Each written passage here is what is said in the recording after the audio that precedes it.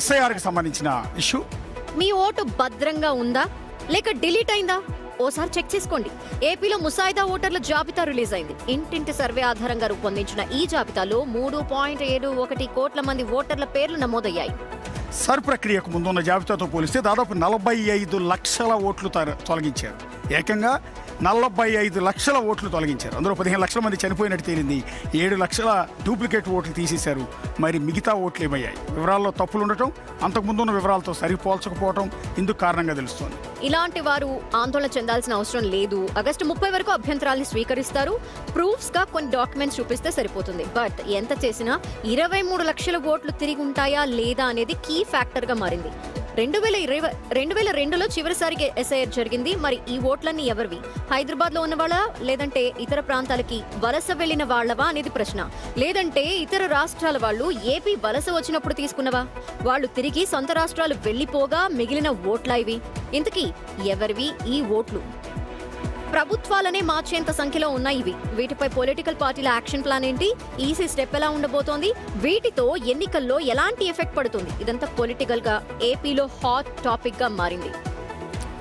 ఒక్కసారి విజయవాడ శివ దగ్గరికి వెళ్దాం. శివ, 45 లక్షల ఓట్లు తొలగించడం అనేది మామూలు విషయం కాదు. అందులో 15 లక్షల మంది చనిపోయారంటున్నారు. సరే, 15 లక్షలు అంటే చనిపోయారు అనేది రికార్డెడ్ గా చూపించారు కాబట్టి వదిలేద్దాం. మిగిలిన 25 లక్షల ఓట్లు ఎలా గలంత అయ్యాయి? ఏంటి దానికి సంబంధించి గవర్నమెంట్ అధికార ప్రతిపక్ష పార్టీలు ఏమన్నా క్వశ్చన్ చేస్తున్నాయా? ఏం చేయబోతున్నాయి? అశోక్, మొత్తం మీద చూసుకుంటే ఆంధ్రప్రదేశ్లో సంచలనమైన దానికి ఎలక్ట్రిసిటీ కమిషన్ నిర్ణయం తీసుకుందని చెప్పుకోవచ్చు. 4.17 కోట్ల ఉన్న ఓట్లకు సంబంధించి దాదాపుగా 3 కోట్ల 61 లక్షల ఓట్లు ఉన్నాయి. అంటే దీంట్లో ప్రధానంగా 15,22,000 మంది ఓటర్లు చనిపోయినట్లు గుర్తించారు. అలాగే దీంతో పాటుగా 100కి 100% ఫారాలు, ఎవరైతే ఇంటింటి సర్వే చేసిన దానికి సంబంధించి 100% ఫారాలు బయటికి వెళ్తే కేవలం 89.22%, అంటే దాదాపుగా 10.78% ఫారాలు తిరిగి రావాలి. అంటే దాదాపుగా 4 లక్షల చిల్లర ఓట్లు ఇంకా అంటే ఫారాలు తిరిగి రావాల్సి ఉంది. సో అలాగే హైదరాబాద్, అలాగే దుబాయ్, సౌత్ ఆఫ్రికాకి సంబంధించి చాలామంది ఇక్కడ వాళ్ళు అక్కడ ఓటు అప్లై చేసుకున్నట్టు కూడా గుర్తించారు. ముఖ్యంగా కడప, కర్నూలుకు సంబంధించిన మైనార్టీ ఓట్లు ఎక్కువగా తొలగించారని చెప్పి వైఎస్ఆర్సీపీ నేతలు ఇప్పటికే ఆందోళనకు శ్రీకారం చుట్టారు. మరొకవైపు అధికార పార్టీకి సంబంధించి తమ ఓట్లు గల్లంతాయని చెప్పి కూడా అధికార పక్షం ఆందోళన దిగింది. మరొకవైపు వైఎస్ఆర్సీపీకి సంబంధించి దాదాపుగా తమ పార్టీకి సంబంధించిన సానుభూతి పరులు కావచ్చు, అలాగే కావాలని కావచ్చు, 17 లక్షల ఓట్ల తొలగింపు ప్రక్రియ కొనసాగింది.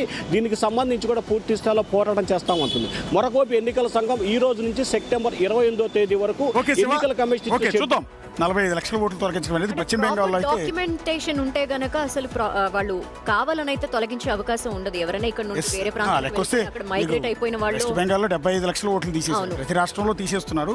అందులో డెత్ అయిపోయిన వాళ్ళు ఉన్నారు, వేరే రాష్ట్రంలో సెటిల్ అయిన వాళ్ళు ఉన్నారు, ఇంట్లో అందుబాటులో లేని వాళ్ళు ఉన్నారు, డబుల్ ఓట్లు ఉన్న వాళ్ళు ఉన్నారు. సో ఇవన్నీ ఏరివేత ప్రక్రియ అనేది మంచిదే.